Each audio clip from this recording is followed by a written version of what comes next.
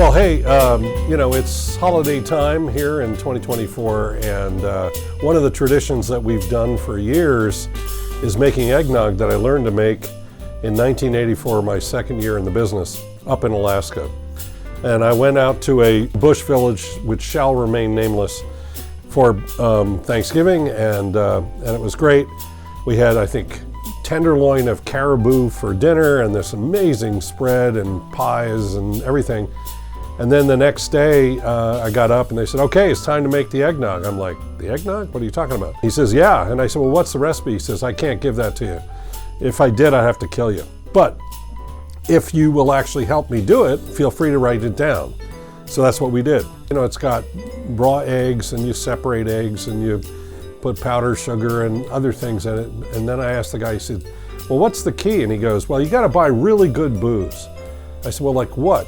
And he said, well, like Old Grandad 90 and Courvoisier VS. Old Grandad and Courvoisier VS are a lot of things, but great alcohol isn't one of them, which doesn't make too much of a problem when you think that it's being mixed in with eggs and sugar and everything else. We started making it and, separating eggs and doing all this stuff.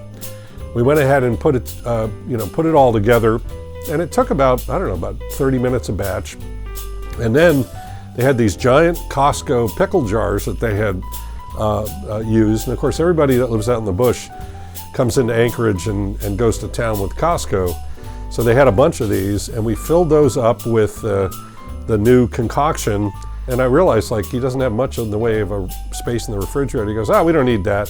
We just go outside and stick it in a snowbank. And I swear to God, outside the cabin, we buried these 6 giant pickle jars full of what I now call Great Alaska Bush eggnog, and buried it up to its eyeballs in snow, and it let it cure for about 3 weeks. And it is the smoothest, most dangerous eggnog you will ever consume. We just did it today here in the office for our Christmas party in about 3 weeks. It's been a lot of fun, and I realize this is our 40th year in a row of doing this, so pretty cool.